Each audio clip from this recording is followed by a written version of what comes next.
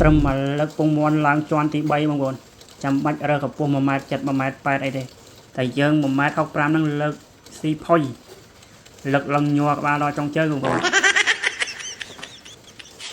តែបើបងប្អូនថ្មីគឺលើកអត់រួចទេបងប្អូន